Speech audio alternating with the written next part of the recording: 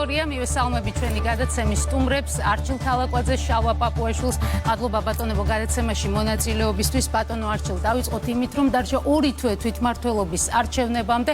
არც ისე დიდი დრო არის და ჩვენ უკვე ძალიან დაძაბულ ბრძოლას ვადევნებთ. თვალს პრინციპში ეს პროცესი არის პოლარიზებული და პერსპექტივა გვაქვს კიდევ უფრო მძიმე. მოდით თქვენ რა გეგმა გაქვთ, თქვენ რა საკეთებთ იმისთვის, რომ პროცესი როგორმე შეინარჩუნოთ კონსტრუქციულ კალაპოტში. დაიცვათ, ასე ვთქვათ, ეს პროცესი მაქსიმალური პოლარიზებისგან იმისთვის, რომ თვითმმართველობის არჩევნება უბრალოდ თავისი არსი, თავისი დატვირთვა არ დაკარგოს. საღამომშვიდობის ამ აგდა მივესალმები საზოგადოებას, ჩვენს თანამოქალაქეებს, პირველ რიგში მინდა ვთხოვო კიდევ ერთხელ ყველას და ვურჩიო, რომ თავშეყრის ადგილებში დისტანციის დაცვა ვერ ხერხდება, გამოიყენონ აუცილებლად პირბადე და დროულად ჩაიტარონ ვაქცინაცია, ვინაიდან ჯანმრთელობის და ერთმანეთის სიცოცხლისა და უსაფრთხოების დაცვის საუკეთესო საშუალება დღეს გახლავთ პირბადე და დროული ვაქცინაცია. რაც შეეხება პოლიტიკას, რა თქმა უნდა, მნიშვნელოვანია, რომ ჩვენი ქვეყანა ემზადება კიდევ ერთი დემოკრატიული არჩევნებისთვის, თვითმმართველობის არჩევნებისთვის. ეს არის არჩევნები, სადაც ჩვენმა თანამოქალაქეებმა უნდა აირჩიონ თუ რა გაკეთდება შემდეგი წლების განმავლობაში მათ ქალაქებში, მათ სოფლებში, უშუალოდ მათ საცხოვრებელ გარემოში და ვინ იქნებიან ის ლიდერები, რომელიც ამაზე აიღებენ პასუხისგებლობას. იქნება ამ კამპანიაში. სწორედ ამიტომ ჩვენ მივიღეთ ის პოლიტიკური გადაწყვეტილებები, რომელიც ამ დღეებში გავასაჯაროეთ, რომ ეს არჩევნები მართლაც ყოფილიყო თვითმმართველობის არჩევნები და მოქალაქეებს აერჩიათ ის ადამიანები და ის პროგრამები, რომელიც მათ საცხოვრებელ უშუალო გარემოს, მათ ქალაქებს, მათ სოფლებს შეცვლის უკეთესობისკენ და მოქალაქეებს არ ქონოდათ უფრო მეტი პრობლემა და მეტი საფიქრალი, მეტი გამოწვევა იმაზე, თუ რომელი პოლიტიკური პარტია უნდა იყოს მომავალში სავარჯლებისთვის მებრძოლი და რომელ ოპოზიციურ პარტიას უნდა ქონდეს ბერკეტები, რომ არიოს ქვეყანა და დესტაბილიზაციას შეუწყოს ხელი. სწორედ ამიტომ ჩვენ რომ დავინახეთ ეს პროცესი, დავინახეთ ეს საფრთხეები, მივიღეთ გადაწყვეტილებები, რომელმაც დააბრუნა პროცესები ნორმალურ საარჩევნო დემოკრატიულ კალაპოტში და დღეს სწორედ შევდივართ იწყება ის საარჩევნო კამპანია, რომელიც უშუალოდ თვითმმართველობაზე, რომელიც ჩვენი მოქალაქეების მომავალზე იქნება კონცენტრირებული, ხოლო პარტიებს ექნებათ საშუალება უკვე ამ არჩევნების შემდეგ მეათე მოწვევის ამ პარლამენტში გააგრძელონ დებატები და დაუმტკიცონ მოქალაქეებს მართლაც თუ რომელი პოლიტიკური პარტია იქნება უფრო კონკურენტული და რომელი აიღებს პასუხისმგებლობას უკვე 2024 წელს საპარლამენტო უმრავლესობის და მთავრობის ჩამოყალიბებაზე. მადლობთ ბატონ შალვა, ჩვენ უსმინეთ პრეზიდენტს სულ ცოტა ხნის წინ. მას ვრცელი გამოსვლა ჰქონდა და თუ შევაჯამებთ ერთ-ერთი მთავარი გზავნილი ის იყო, რომ ის არ დაგეთანხმათ თქვენ მთავარ არგუმენტში, რომ მიშელის დოკუმენტმა ვერ მოახერხა პოლარიზების შესუსტება. ის ამბობს, რომ ამ დოკუმენტს ჰქონდა თავის ძალიან დიდი მნიშვნელობა იმ გაგებით, რომ რადიკალებს არ მიეცათ შესაძლებლობა პროცესები ქუჩაში გადაეტანათ და სწორედ ხელის არ მოწერით ისინი მარგინალიზებულნი გახდნენ უფრო მეტად. თქვენი პასუხი რა იქნება პირველ რიგში ამ მოსაზრებას და გარდა ამისა, მოდით თქვენი განცხადება დოკუმენტიდან გამოსვლა, ანულირება როგორ გადავდოთ. თქვენ არც შემდგომ მოლაპარაკებას მიიჩნევთ დღეს აუცილებლად, ხო? აი რატომ არ მიგაჩნიათ, რომ დღეს ეს საკითხი დღის წესრიგში დგას? მოგესალმებით, მივესალმებით ჩვენს ტელემაყურებელს. რა თქმა უნდა, ეს შეთანხმება მნიშვნელოვანი შეთანხმება იყო და ჩვენ თქვით კიდევაც, რომ მადლობა ეკუთვნის ჩვენ ევროპელ და ამერიკელ პარტნიორებს, რომელმაც ხელი შეუწყეს, რომ ეს შეთანხმება 19 აპრილის შემდგარიყო და ამ შეთანხმებამ რა თქმა უნდა თავისი როლი შეასრულა. თავის დროზე თუ შევხედათ ძირითადი ამოცანა რაც იყო, ეს იყო ორი მიზანი. ერთი ეს იყო, რომ დაემთავრებინა საბოტაჟი, რომელშიც იმყოფებოდნენ იმ დროს ჩვენი ოპონენტები და შემოსულიყვნენ პარლამენტში და მეორე მიზანი ეს იყო დეპოლარიზაცია, ანუ პოლარიზაციის შემცირება იმისთვის, რომ ადგილობრივი თვითმმართველობის არჩევნები ჩატარებულიყო რეალურ პოლიტიკურ გარემოში. რაც შეეხება პირველ მიზანს, ის მიზანი შესრულდა, რა თქმა უნდა, პარტიები შემოვიდნენ, თუმცა თქვათ ბოლომდე მაინც ვერ შესრულდა, იმიტომ რომ რამდენიმე დეპუტატი არ შევიდა და თან არ შემოვიდა, თან ამავე დროს ბოიკოტის რეჟიმიც იყო ერთი, თუმცა რაც შეეხება დეპოლარიზაციის ნაწილს, აქ რა თქმა უნდა, ეს მიზანი არათუ ვერ შესრულდა, არამედ ბოლო პერიოდში ჩვენ ვაკვირდებოდით, რომ პირიქით ჩვენმა ოპონენტებმა და რაც არ უნდა გასაკვირი იყოს იმ ოპონენტებმა, ვისაც თავად ხელი არ ქონდა მოწერილი ამ შეთანხმებაზე, ნაციონალურ მოძრაობას გულისხმობ, პირიქით დაიწყეს ამ შეთანხმების ინსტრუმენტად გამოყენება სწორედ პოლარიზაციისთვის. ეს არის ყველაზე ცუდი რასაც რითაც ისინი საერთო ჯამში თავად ამ შეთანხმებას, მის სულისკვეთებას აყენებდნენ ჩრდილს. და აქედან გამომდინარე იყო სწორი ეს გადაწყვეტილება, რომ მომხდარიყო ანულირება ამ შეთანხმების, ამ კიდევ ერთხელ ამ შეთანხმება თავისი არ შეუწყობს ხელს დეპოლარიზებას, აპრიორი შეიძლება ითქვას. პირიქით, ანუ როგორ არის საქმე, ერთი რომ თავად ამ შეთანხმებამ თავის დოზე პოზიტიური როლი შეასრულა, მათ შორის საარჩევნო რეფორმაც ამ შეთანხმების ფარგლებში განხორციელდა, თუმცა გვახსოვს რომ ლელომ საბოლოო ჯამში მხარი არ დაუჭირა ამ საარჩევნო რეფორმას, მაგრამ რაც შეეხება ბოლო პერიოდს, კიდევ ერთხელ გამეორდები, რომ მოხდა უკვე ინსტრუმენტად გამოყენება ამ შეთანხმების პოლარიზაციისთვის და პირიქით ამისი ანულირება, სწორედ რასაც არჩილი საუბრობდა, მოგწევთ ჩვენ შესაძლებლობას, რომ ქონდეს ნამდვილი ადგილობრივი თვითმმართველობის არჩევნები, სადაც მოქალაქეებმა უნდა იფიქრონ იმ საკითხებზე, რომელიც ადგილზე არის. ჩვენ სხვა შორის ვაკვირდებით ჩვენ ოპონენტებს, თქვენ თუ დააკვირდებით, მათი წინასაარჩევნო კამპანია, საპარლამენტო არჩევნების წინასაარჩევნო კამპანია, პრინციპში იმეორებენ იმას, რაც ჰქონდათ შარშა საპარლამენტო არჩევნების წინ, ისინი როგორც ჩანს, არც კი არიან მომზადებული იმისთვის, რომ ისაუბრონ იმ გამოწვევებზე, იმ პრობლემებზე, რომელიც მოქალაქეებს ადგილზე აქვთ, კომუნალურ საკითხებთან დაკავშირებით და გლობალურ პოლიტიკურ საკითხებზე საუბრობენ, ასე რომ მოემზადონ ამ არჩევნებს. დიახ, ბატონ არჩილ, თქვენც რო განმარტოთ, პოლიტიკური მოლაპარაკება რატომ უშლის ხელს ამ წინააღმდეგობაში მოდის საარჩევნო კამპანიასთან? მე თუ სწორად გავიგე და რამ შეცვალა ესე თქვენი პოზიცია? თუ კი აპრილში მოლაპარაკება იყო მნიშვნელოვანი, შეთანხმება პოლიტიკურ პარტიებს შორის იყო მნიშვნელოვანი, დღეს რატომ არ დგას ამის აუცილებლობა? ამისათვის ჩვენ უნდა გავიხსენოთ, სად ვიყავით გასულ ოქტომბერს, შემდეგ უკვე აპრილში, სად ვიყავით და სად ვართ დღეს. ფაქტია, რომ ჩატარებულმა საპარლამენტო არჩევნებმა შემდეგ თვეებში პოლიტიკურმა მოლაპარაკებმა, რომელიც დასრულდა პრეზიდენტ მიშელის შეთანხმებით, ცალსახად მოიტანა ის შედეგი, რომ დღეს ჩვენ გვაქვს მრავალპარტიული პარლამენტი, პლურალისტური პარლამენტი, ერთი და მეორე მონოპოლია პოლიტიკურ ოპოზიციაზე დაკარგა რადიკალურმა ბანაკმა და ნაციონალურმა მოძრაობამ. ეს არის შედეგი და სწორედ როდესაც შალვა და ჩემი კოლეგები საუბრობენ ამ მოლაპარაკების პოზიტიურ როლზე, მისი როლი სწორედ ეს გახლავთ, რომ ამ მოლაპარაკებებმა და ამ შეთანხმებამ ხელი შეუწყო საქართველოს ამ მნიშვნელოვანი მიღწევის სტაბილიზაციას. თუმცა არ მინდა რომ აზრი გაგიწყდეთ, მაგრამ ახლა როდესაც თქვენ აცხადებთ ამ დოკუმენტს ანულირებულად, პირიქით ნაციონალები ხო არ გაძლიერდებიან და მათი გავლენა ხო არ გაიზრდება მცირე პარტიებში. სინამდვილეში რეალობა გახლავთ ის, რომ ამ შეთანხმების ამოწურვა რეალურად გახლავთ სწორედ იმ ოპოზიციის მხრიდან აბსოლუტურად ხელშეწყობილი და განპირობებული, რომელმაც ხელი არ მოაწერა ჯერ შეთანხმებას, ანუ წარმოიდგინეთ ძალიან მარტივად რომ მოახსნათ ჩვენს თანამოქალაქეებს. რადიკალური ოპოზიცია წლების განმავლობაში საკუთარ სახელმწიფოსთან და საკუთარ ხალხთან იმყოფებოდა ცივი ომის რეჟიმში.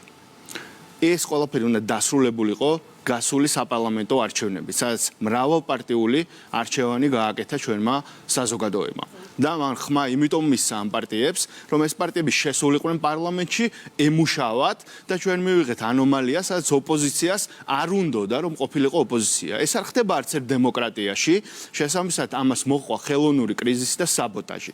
ეს საბოტაჟი დაასრულა მოლაპარაკებებმა და ნახეთ, ცივი ომის რეჟიმში ვინც იმყოფებოდა თავის ხალხთან, ჩვენთან, მათთან უნდა გაფორმებულიყო შეთანხმება მშვიდობის შესახებ.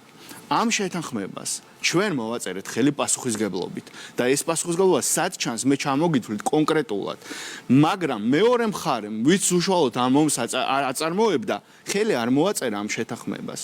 და ჩვენ 100 დღის განმავლობაში ვასრულებდით შეთანხმებას პასუხისგებლობით, მე შემიძლია ჩამოგითვალოთ პატიმრებთან დაკავშირებით, შესრულდა პირობა, საარჩევნო კოდექსის რეფორმასთან დაკავშირებით, შესრულდა პირობა, ამნისტიის კანონპროექტი იყო ინიცირებული ჩვენს მიერ, სასამართლოს კანონმდებლობაში შევიტანეთ ცვლილებები, ასევე დავიწყეთ კონსულტაციები კომიტეტებთან დაკავშირებით და მზად ვიყავით დიალოგის გაგრძელების. მეორე მხრიდან ყველაფერი გააკეთა რადიკალურმა ოპოზიციამ იმისთვის, რომ ბოლოს ქართული ოცნება პრაქტიკულად სამხრივ რეჟიმში ასრულებდა ამ შეთანხმებას. და ახლა თქვენ მითხარით, არსებობს თუ არა ბუნებაში შეთანხმება, რომელსაც მეორე მხარე არ ეთანხმება, ანუ ეს შეთანხმება მაშინ ამოიწურა, როდესაც ხელმოწერიდან 100 დღის შემდეგაც კი ოპოზიციის ძირითადმა ნაწილმა და მოქალაქეებმა ის უნდა იცოდნენ, ეს არის 4 ოპოზიციური პარტია და ოპოზიციური ელექტორატის მიერ არჩეულთა უდიდესი უმრავლესობა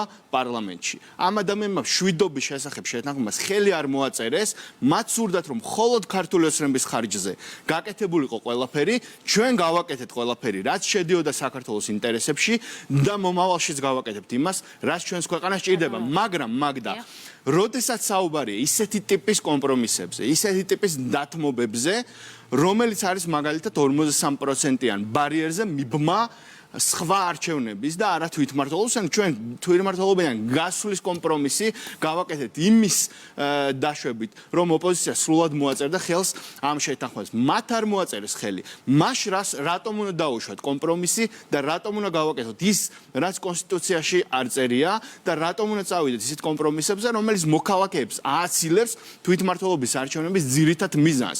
რა სურთ მოქალაქეებს ამ არჩევნებისთვის?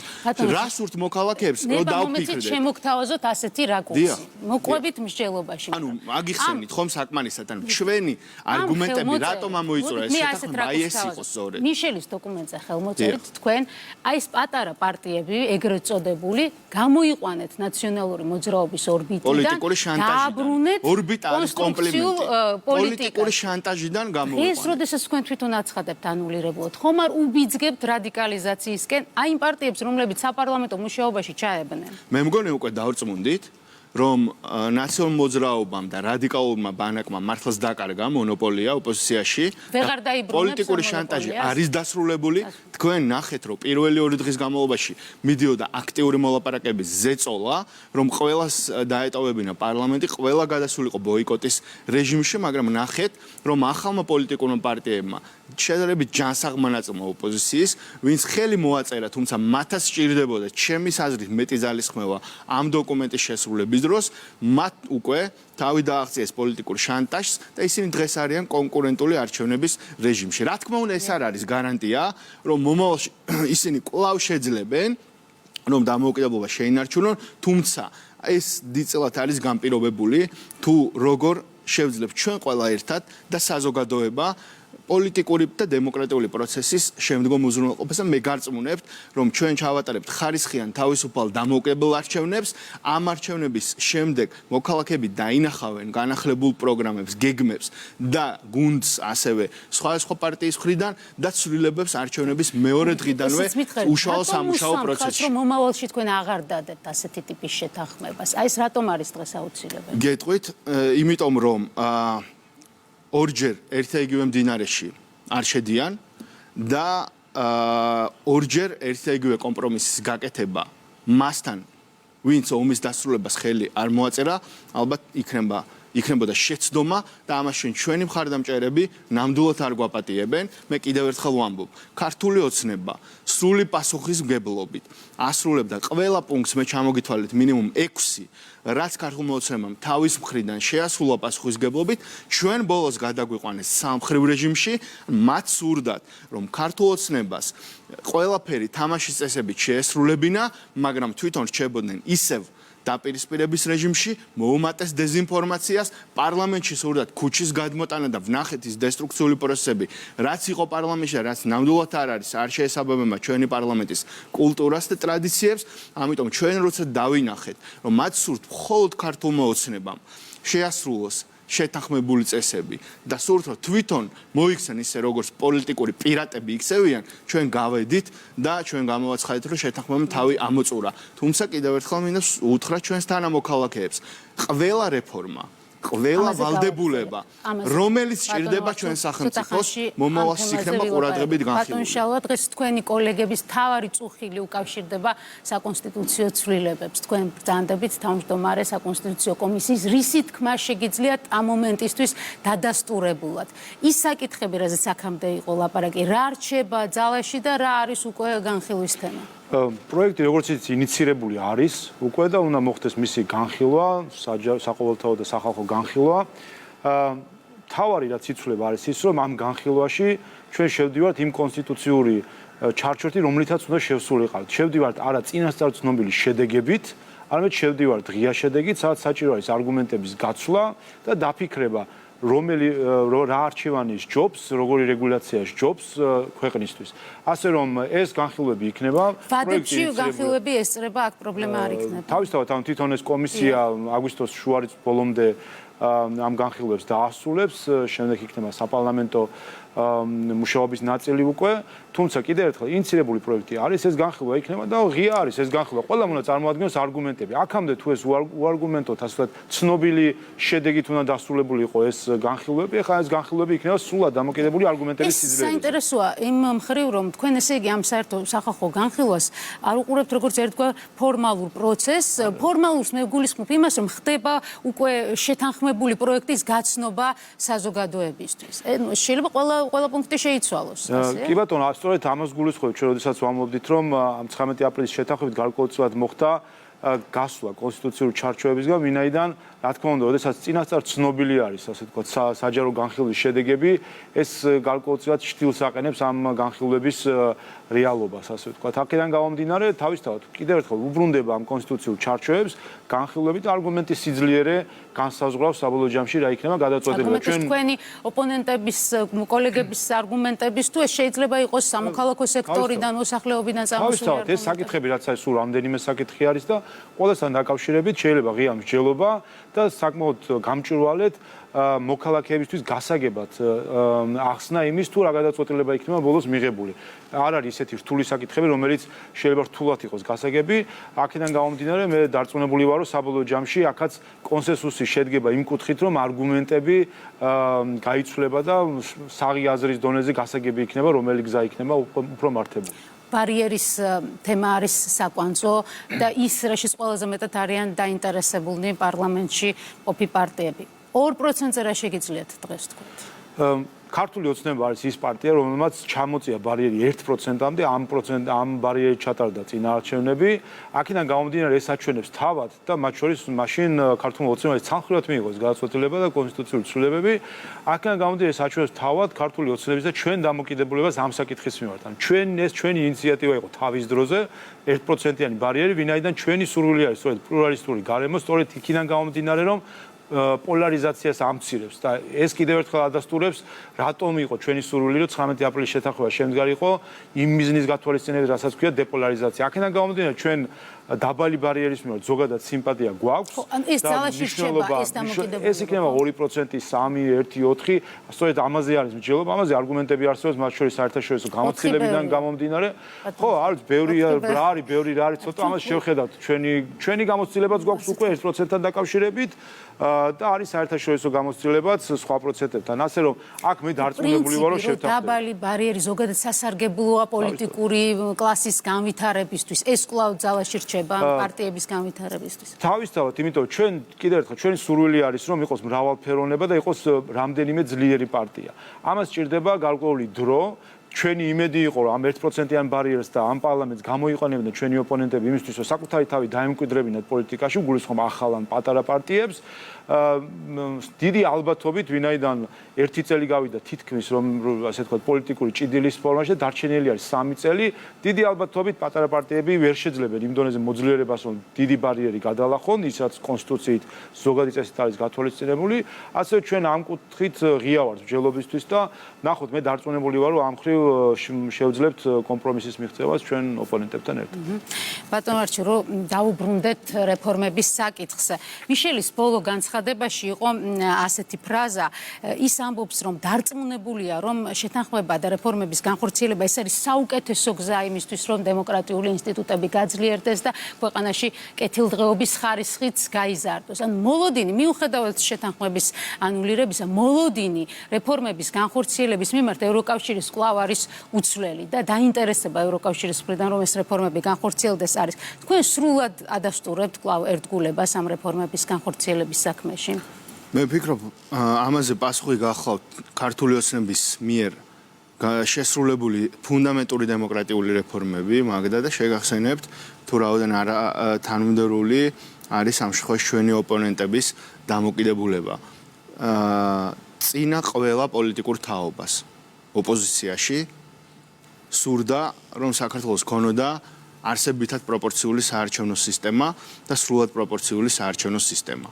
მიუხედავად ამისა, მაშინ ხელისუფლებაში ყოფ პარტიას არც ერთი ნაბიჯი არ გადაუდგამს, რომ დემოკრატიული არჩევნების სისტემა წასულიყო ამ გზით, მათ გააკეთეს საპირისპირო და მაშინდელი ოპოზიცია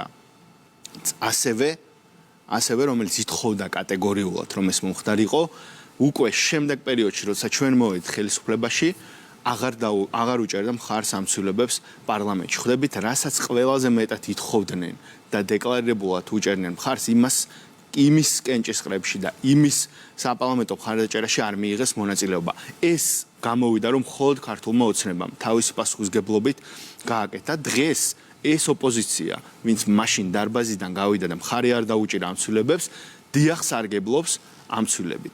ამის შემდეგ ჩვენ შევცვალეთ საარჩევნო კოდექსი. ამის შემდეგ ჩვენ შევცვალეთ თვითმმართველობის არჩევნების მოდელი, შევცვალეთ პარტიების დაფინანსების მოდელი. ყველაფერი ამით თანაბრად ისარგებლა ოპოზიციამ, მაგრამ ისინი არ შემოსულან დარბაზში და მხარი არ დაუჭერიათ არც ერთი ამ ცვლილებისთვის. შესაბამისად, ჩვენი მოქალაქეები დღეს უყურებენ ოპოზიციურ პოლიტიკურ პარტიებს, რომელთაც არათუ ხელისუფლებაში ყოფნის, არამედ ოპოზიციაში ყოფნის დროსაც კი ელემენტარული პასუხისგებლობის აღება არ შეუძლიათ, მათ შორის იმაზე, რასაც ხელი მოაწერეს. აი ეს არის მიზეზი, რომ ისინი ვერ იმარჯვებენ არჩევნებში და ძალიან სამწუხაროა, რომ რადიკალური ბანაკი ვერც ხედავს არჩევნებში რაიმე შედეგის მიღების პერსპექტივაზე, სწორედ ამიტომ ის ცდილობს დესტაბილიზაციით და საარჩევნო ყუთის გვერდის ავლით მიაღწევს რაიმე შედეგს. მე შეგახსენებთ მაგალითად რა იყო ჩვენი ევროპელი კოლეგების განცხადებები თვეების წინ, როდესაც ჩვენ მოლაპარაკებებში ვიმყოფებოდით.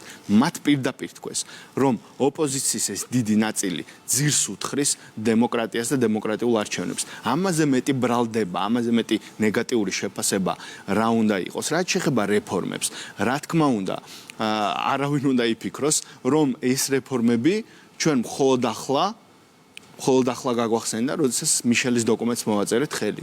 ეს რეფორმები მე შეგახსენებთ პარტიის თავმჯდომარემ ბატონმა ირაკლი კობახიძემ ბრიფინგზე წინასწარ, სანამ დოკუმენტზე ჯერ კიდევ შეთანხმება მიიღწებოდა, წინასწარ გააცხადა ჩვენი გუნდის პოზიცია და თქვა, როგორც არ უნდა დასრულდეს მოლაპარაკებები ამ რეფორმებს ქართული ოცნება საკუთარი პასუხისგებლობით შეასრულებს. ეგ ერთი და მეორე. რეპლიკის სახით მოგაწვდით ამერიკის ელჩის პოზიციას. მან განაცხადა, რომ ცალმხრივი რეფორმები არ არის საკმარისი, რომ აუცილებელია ფართო ჩართულობა. ეს არ ვიცი თქვენ იღებთ თუ არა ამას, როგორც თქვენ მიმართ გამოთქმულ საყვედურს, მაგრამ ფაქტია, რომ ეს არის კეთილი სურვილი ჩვენი დასავლელი მეგობრების. მოდით ერთად ვიმსჯელოთ ამაზე. რა თქმა უნდა, ჩვენი ამერიკელი და ევროპელი პარტნიორების ყველა განცხადებას ვეკიდებით, ყურადღებით და პასუხისგებლობით. რაც შეეხება ამ განცხადებას, აქ სიმართლე რომ გავიგოთ რეალურად, თუ ვის ეხება ეს განცხადება, ჩვენ უნდა შევხედოთ რეალობას და რეალობა გახლავთ ის, რომ ამ პირობების შესრულებას ქართული ოცნება ახდენდა მთელი პასუხისგებლობით, მთელი 100 დღის განმავლობაში და მეორე მხრიდან არ იყო არც ერთ კენჭისყრაში მხარდაჭერა და მეტიც 4 პარტიამ, 8 ოპოზიციური პარტიიდან 4 საერთოდ არ მოაწერა ხელი მიშელის შეთანხმებას. შესაბამისად, როდესაც ამერიკის ელჩი საქართველოში ამბობს, რომ საქართველოს ჭირდება ორმხრივი რეფორმები და მრავალპარტიული მხარდაჭერით მიღებული რეფორმები, აქ პირდაპირ შეგვიძლია ჩვენ დავხედოთ და ვნახოთ, ვინ უჭერს ხარს და ვინ არ უჭერს ხარს და ვინც არ უჭერს ხარს. ხელის გულზე დევს ეს ხალხი, შესაბამისად, ჩვენ მაგას ყურადღებით ვეკიდებით, რა თქმა უნდა, მაგ განცხადებას, მაგრამ ეს განცხადება ეკუთვნის მას და მისი მისამართი არის ჩემის აზრით, ვინც არ ასრულებს ამ პირობას, არ ერთვება პროცესში, არ იღებს თავის პასუხისგებლობას და არ უნდა რომ იყოს ოპოზიცია.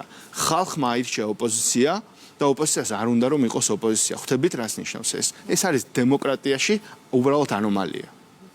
ბატონ შავა, რას ფიქრობთ მოსაზრებაზე, რომ კონსტრუქციული ოპოზიცია იჩაგრება იმის გამო, რომ თქვენ გაქვთ პრეტენზიები ნაციონალურ მოძრაობასთან, რომ თქვენ არ ღვევთ ეგრეთ წოდებულ პატარა პარტიებთან დადებულ შეთანხმებას, იმიტომ რომ ნაციონალები არიან დესტრუქციული ოპოზიციური პარტია? მე მგონი ერთ საკითხს უნდა მივაქციოთ ყურადღება, რომ მთავარი შეთანხმება ამ ქვეყანაში რაც არის დადებული, ეს არის საქართველოს კონსტიტუცია. და მთავარი შეთანხმება რაც არის პარტიებს შორის თანამშრომლობასთან დაკავშირებით დადებული, ეს არის პარლამენტის რეგლამენტი. ამიტომ ამ ჩარჩოებს შევხედოთ. იქ უფრო მეტი რამე არის ვიდრე 19 აპრილის შეთანხმებაში. იქ უფრო მეტი პასუხისმგებლობაც არის, მეტი ვალდებულებაც არის პარტიების, ჩვენიც ოპოზიციის. აი ამ პასუხისმგებლობას ყველა თუ ჩაურმავდება სინამდვილეში, სწორედაც რომ ეს უფრო მეტი შანსს აძლევს ჩვენ ოპონენტებს, მათ შორის ეწოდებულ პატარა პარტიებს, რომ ამ თანამშრომლობაში უფრო მეც სფეროში, ვიდრე ის სფეროები, რომელიც 19 აპრილის შეთანხმებაშია, ხო, ჩამოთვლილი. მილიონი საკითხი არის განათლების და მეცნიერების კომიტეტში, დღეს გქონდა ჩვენ საუბარი მაგალითად ზოგადი განათლების საკითხებზე, პარტია გირჩ იცით რომ აქვს თავისი წარმოდგენები და იდეები და ამის საკითხებზე ქონდა იდეების გაცვლა. აქ უფრო მეტი სფერო არის თანამშრომლობის, სადაც შეგვიძლია ჩვენ სწორედ თუ კი არსებობს სურვილი იმის რომ იყოს თანამშრომლობა, იყოს სურვილი იმის რომ იდეების გაზიარება და სინერგია იყოს, ეს შესაძლებელია. ასე რომ არ მგონია ეს რომ ლაპარაკი არა სამომავლო თანამშრომლობაზე, აქ ლაპარაკია უკვე შეთანხმებულ საკითხებზე. თქვენ ცალკე ლაპარაკებოდით მოქალაქეებს, ცალკე გირჩს, ეს იყო პროცესი, რომელსაც მაყურებელი თვალს ადევნებდა. დღეს ეს ყველაფერი, ასე ვთქვათ, გადაფარა იმან, რომ ნაციონალებმა არ მოაწერეს ხელი შეთანხმებას და ისინი დესტრუქციულად იქცევიან. რას ხალგავენ სხვა პარტიები გარდა ნაციონალურ მოძრაობისა, რას ხალგავენ? რა იყო ისეთი, რაც დემოკრატიულ პროცესს ჭირდებოდა და არ შესრულდა ჩვენი მხრიდან. რა იყო ისეთი? გითხრამ პირდაპირ. პატიმრებთან დაკავშირებით არ შესრულდა ვალდებულება, შესრულდა. ამნისტია იყო ინიცირებული ჩვენს მიერ, იყო და მათ მხარე არ დაუჭირეს. საარჩევნო კოდექსში შევიდა ცვლილებები.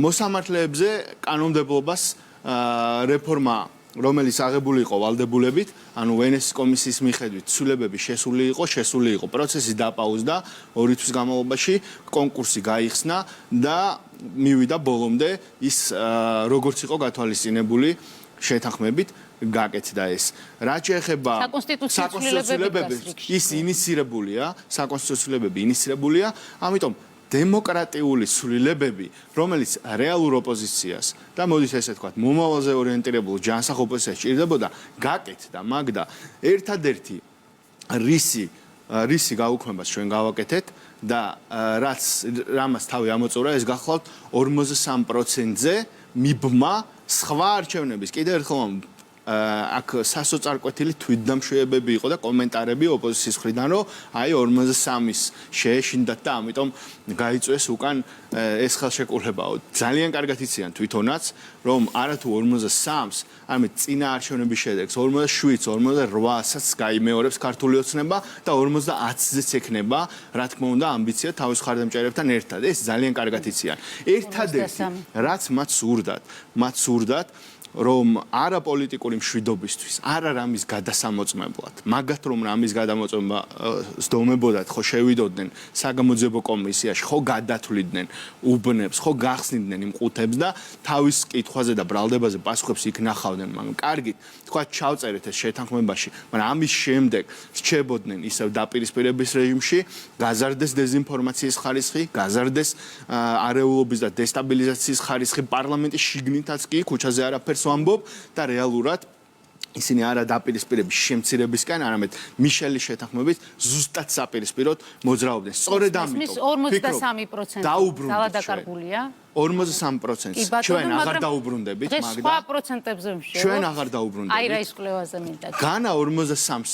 არ გადალახავს ქართული ოცნება. ჩვენ აღარ დაუბრუნდებით იმ მოცემულობას, როდესაც თვითმმართველობის არჩევნების რაღაც ნებისმიერ პროცენტზე იყო მიბმული რიგგარეშე არჩევნები. არჩევნები ჩატარდება 2024 წელს, როგორც ეს კონსტიტუციაში ამოცემული, დანარჩენ რეფორმებზე ქართული ოცნება მზად არის საუბრისთვის იმ შემთხვევაში, თუ ოპოზიცია დაბრუნდება ნორმალურ პოლიტიკაში, მათთან ერთად. თუ არ დაბრუნდება ნორმალურ პოლიტიკაში, მე გარწმუნებთ, რომ თვითმმართველობის არჩევნებიდან ზუსტად ერთ თვეში დასრულდება მათი დესტაბილიზაციის მცდელობები და ქვეყანა უკვე შემდეგი 3 წლით გადავა შვიდ საქმიან რეჟიმში. ბატონ შალვა, მე ვიცი თქვენი დამოკიდებულება, აი რა ის მისი კონტრაქტორი ორგანიზაციების მიმართ, ეს ის მაყურებელმაც, მაგრამ აი ეს პროცენტები 26 ოცნება, 14 ნაციონალები, 9 გახარიას პარტია. ტენდენცია მაინც რო შევაფასოთ. როგორ ფიქრობთ, ახლოს არის რეალობასთან? ჩვენ რაიმე დამოკიდებულება კი არა გვაქვს ამ კვლევების მიმართ, ჩვენ გვაქვს გამოცდილება. ანუ გამოცდილება ყველაზე კარგი ინდიკატორია ამ შემთხვევაში ჩვენის და ჩვენი მოსახლეობისთვისაც, ხომ? როდესაც გამოცდილება არის, რომ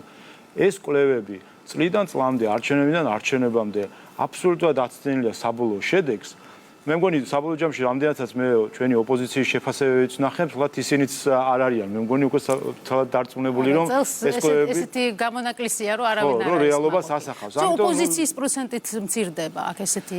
ხო, საერთო ჯამში აქედან გამომდინარე ჩვენი გამოცდილება გვაჩვენებს რომ ეს კვლევები და საბოლოო შედეგები უბრალოდ ერთმანეთისგან აცდენელია. აქედან გამომდინარე სჯობს რომ საერთოდ არ განვიხილოთ ხოლმე ეს შედეგები იმისთვის რომ რაიმე მცდარი დასკვნები არ გამოვიტანოთ. ჩვენ გვაქვს ერთი შეგვიძლია სუფთა საღი აზრის დონეზეც კი ვიმსჯელოთ სადვიმყოფებით დღეს.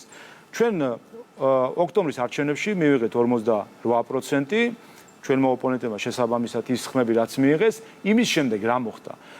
ისიც თუ კი გადავალეთ სიტუაციას თვალს. საბოლოო ჯამში ქართული ოცნება ხომ არის უფრო ძლიერ პოზიციებზე, ვინაიდან ოპოზიცია არ შემოდიოდა პარლამენტში და შემოვიდნენ, ვინაიდან მათ ყველა პოლიტიკური პროექტი რაც კი დაანონსეს ჩვენმა ოპონენტებმა, შეგახსენებთ, ეს იყო მთავრობისთვის უნდობლობის გამოცხადება, ვერც კი დაიწყეს. მეორე იყო ჭრილოვანი მთავრობის ჩამოყალიბება, ვერც კი შეასრულეს. მესამე იყო ის რომ ბოლოს საგამოძიებო კომისიის ჩამოყალიბება და ბოლოს თავადაც მოხსნეს ეს საკითხი, აი არც კი შევწყვათ საერთო ჯამში რომ ისეთი თემა რაც 5 ივლისის საკითხი იყო, ამხელა დონეზე აწეს, ამხელა პროტესტები ქონდათ იმ სხდომათა დარბაზში, საგამოძიებო კომისიის შექმნაც კი ვერ შეძლეს საბოლოო ჯამში. აი ასეთი ხელმოცარული როცა არის ოპოზიცია და ვერც ერთი პოლიტიკური პროექტი ვერ განახორციელა. უბრალოდ საღი აზრის დონეზეც კი შეგვიძლია ვიმსჯელოთ რომ მათი მხარდაჭერა არის შემცირებული და ჩვენი მხარდაჭერა იქნება გაზრდილი. ბატონებო, ჩვენ სულ 2 წუთი დაგვჭა საეთერო დრო, პირდაპირ ეთერში უნდა ჩაგვერთოს ცესკოს ახალი თავმჯდომარე. ადამიანი, რომლის პროფესიონალიზმზე, მიუკერძოებლობაზე ძალიან ბევრი რამ იქნება დამოკიდებული ოქტომბრის პირველ რიცხვებში. რას ელოდებით? განცხადებები ტოტალური გაყალბების შესახებ ოპოზიციის მხრიდან კვლავ იქნება 3 ოქტომბერს. მე გეტყვით, ეს განცხადებები ემსახურება ორ რამეს. პირველი, ისინი ცდილობენ არჩევნების წინასწარ დისკრედიტაციას და მეორე, ფონს იქმნიან იმისთვის, რომ კიდევ ერთი დამარცხების შემთხვევაში თავის ხარდამჭერებს უთხრან, რომ აი ჩვენ კი გავიმარჯვეთ, მაგრამ აგერ ბატონმა კალანდარიშვილმა წაგვართვა არჩევნები. ეხლა რაც შეეხება თვითონ ცესკოს თავმჯდომარის არჩევას, პირველ რიგში მინდა მას წარმატებები უსურვო და უბრალოდ ძალიან მოკლედ მოგიყვეთ რა მოხდა მისი არჩევის შემთხვევაში. ანუ კანდიდატურა იყო ღია კონკურსით შერჩეული და ოპოზიციამაც კი თქვა საჯაროდ, რომ დიახ ეს არის პროფესიონალი, დიახ მას აქვს გამოცდილება, ის არის კარგი კანდიდატურა, მაგრამ რას ელოდით თქვენ, ანუ ამ ყველაფრის შემდეგ, მაგრამ ელოდით მხარდაჭერას, მაგრამ ჩვენ მხარს არ დაუჭერთ მაინცო. აი ეს იყო დამოკიდებულება. ესეც იმიტომ გააკეთეს, რომ წინასწარ იტოვებენ რეალურად საშუალებას ამას ეძახიან სახის შენარჩუნებას პოლიტიკაში და მე მგონი რეალურ ცხოვრებაში, მათ სურთ რომ სახე შეინარჩუნონ ამგვარად, რომ შემდეგ თავის ამორჩევლებს უთხრან, რომ აი კიდევ ერთხელ იმიტომ წავაგეთ, რომ ბატონმა კალანდარიშმა წაგვართვა არჩევნები. თუმცა მე ამის შემოწმებაც არ მოუნდებათ, იმ ყუთებსაც არ გახსნიან, იმ შედეგებსაც არ გადათვლიან და აი ესე იქნებიან საკუთარ ქვეყანასთან ცივი ომის რეჟიმში. ეხლა რაც შეეხება უშუალოდ ცესკოს, ჩვენ მივიღეთ ისეთი კანონმდებლობა თვითმმართველობის არჩევნებისთვის ისე განვაახლეთ თამაშის წესები, რომ ნებისმიერ ერთ ადამიანზე, თუნდაც ეს იყოს ცესკოს თავმჯდომარე, ვერ იქნება იმდენად პროცესი დამოკიდებული, რამდენადაც ეს იქნება ინსტიტუტზე, რომელიც მას აბარია და კანონებზე, რომელიც ჩვენ მივიღეთ. ასევე დამკვირვებები ჩამოვლენ მაგდა და მე გარწმუნებთ, რომ ოპოზიციამ რაც არ უნდა წინასწარ იზახოს, რომ ეს არის ცუდი არჩევნები, ანუ ჯერ არ ჩატარებულა, უკვე ამბობენ, რომ ცუდი არჩევნებია. არჩევნები ჩატარდება დემოკრატიულად და თავისუფლად. დიდი მადლობა გადაცემაში მონაწილეობისთვის. მე თქვენ დაგემშვიდობებით.